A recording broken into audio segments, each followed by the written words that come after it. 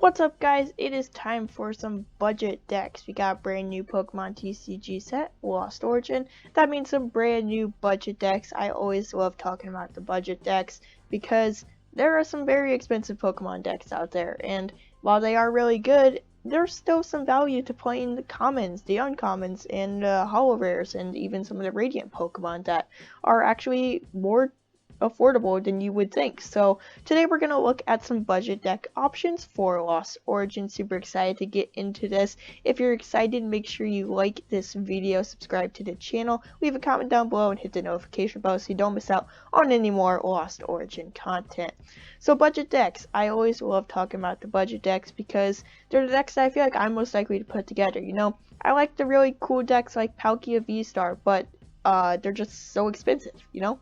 They cost a lot of money, and then if something comes along in the next set that completely ruins that deck, then you just spend all that money on this deck that's not really valid anymore. And so the budget decks are a safer option, and a lot of times they're a lot of fun to play, and they're pretty difficult for your opponent to take down sometimes because a lot of the Pokemon used in the decks are single prize Pokemon, which means they only give up one prize card when they are knocked out. So I think the budget decks have a lot of power and they're just not used as often as they should be. So we're going to look at a few options today from Lost Origin, the cards I think have the most potential for budget decks. So let's start off with the big one, Clefairy. So, usually the budget deck options are holo rares or regular rares, or even sometimes, more basic V cards.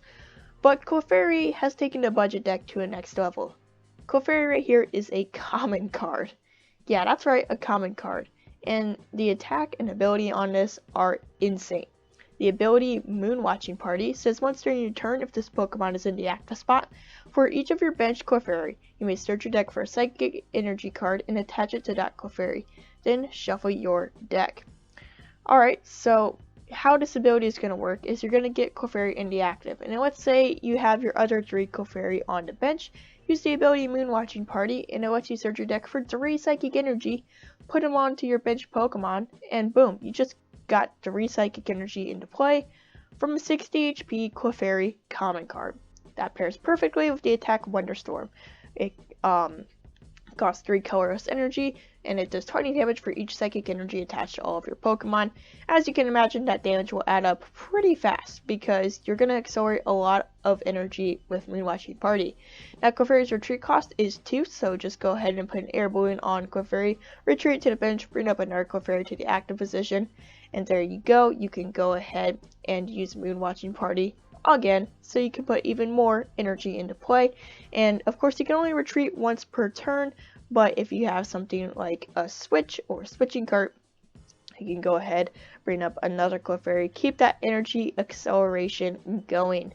So that damage will add up pretty fast just by using Clefairy, but if you want to put even more psychic energy into play, and you want to take this budget deck to a not as friendly budget deck option thing, you could pair it with Shadow Rider Calyrex VMAX, which actually you could still kind of keep that as a budget deck because there's a Shadow Rider Calyrex VMAX League Battle deck out right now, which is a great way to get a good foundation to a Shadow Rider Calyrex deck. In fact, Shadow Rider Calyrex would pair perfectly with Clefairy. Both of their attacks and abilities focus on putting psychic energy into play and producing lots of damage off of that psychic energy. So Clefairy and Shadow Rider Calyrex I feel like would pair very well hand in hand, but of course if you're low on money, just go ahead and stick to Clefairy and use that as a single price option. Dish out some serious damage.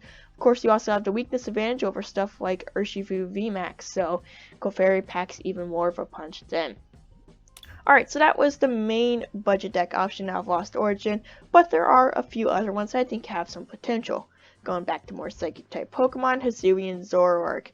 It's a stage 1 with 120 HP. Callback attack for 1 psychic energy, puts a card from your discard pile into your hand. Could be handy, but you want to focus on using Doom Curse, which as you can see, costs no energy at all. So, I mean, you gotta get this Pokemon into play, and you don't even have to worry about putting energy on it. Just go ahead and use Doom Curse. So at the end of your opponent's next turn, the defending Pokemon will be knocked out. Now that sounds pretty insane. You're thinking like, whoa, 0 energy, I can just knock out my opponent's Pokemon.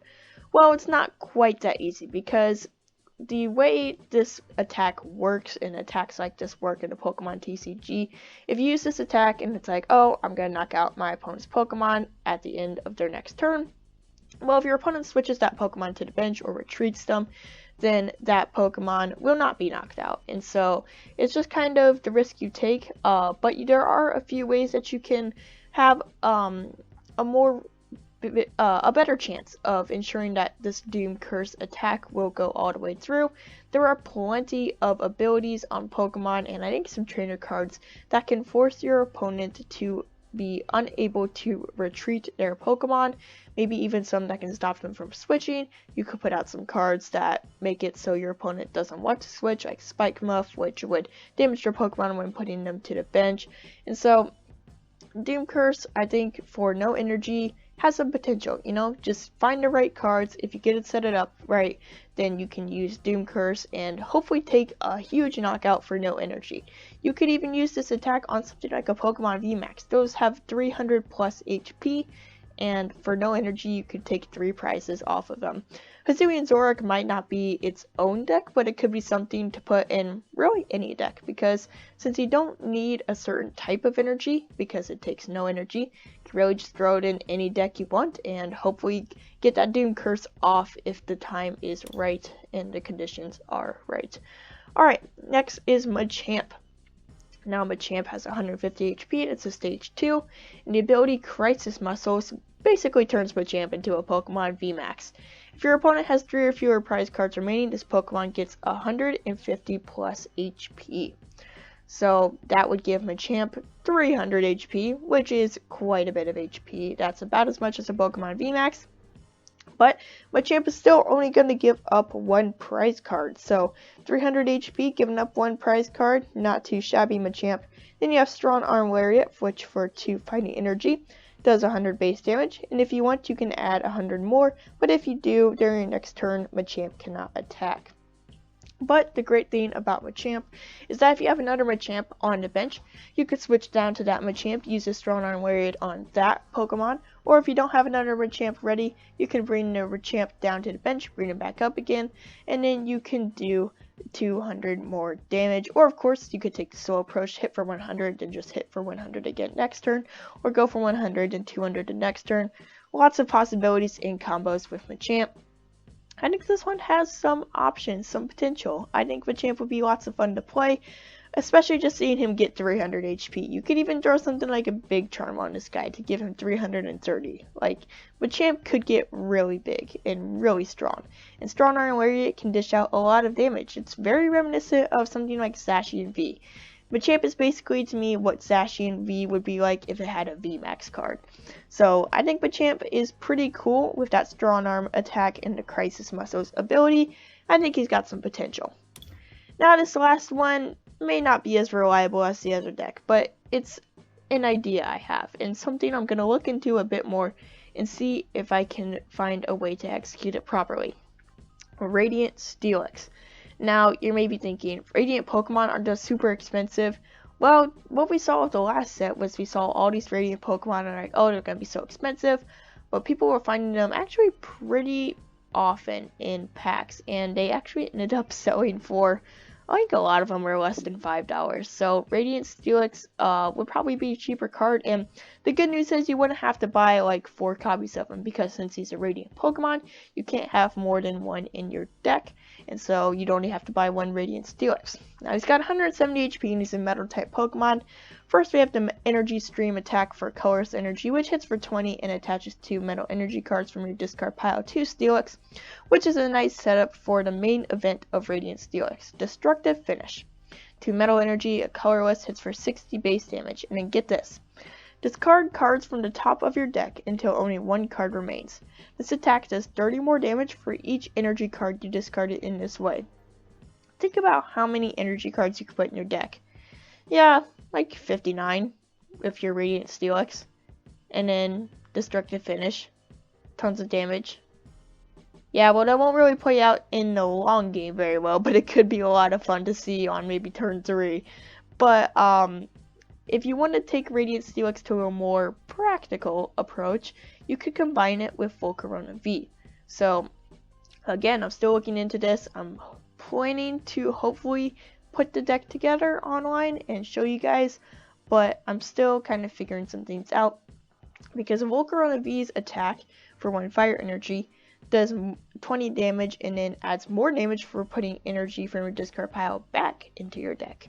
So Radiant Steelix is going to discard all that energy into your discard pile, and then Volcarona will put all that energy back into your deck, and so you can just keep hitting for big damage turn after turn after turn. So, of course, Radiant Stux is a Radiant Pokemon, so if it gets prized, just make sure you carry some Hisuian Heavy Balls so you can grab them back out of the prize cards. But I think that one has some potential. Of course, it's not as reliable as the other decks, so if you're looking to find a budget deck to take into the competitive scene, I'd recommend something like Clefairy. I think Clefairy probably has the most potential, but Steelix is a card that I think would be cool to see paired with Volcarona V and just see some ridiculous attacks with that destructive finish. Well, those are my budget deck ideas for you guys. I think these cards have some potential. Let me know if you're going to build any of these, or if there's any other budget decks from Lost Origin that you're planning on putting together. Thank you so much for watching. I will see you all in the next video. Peace out, trainers.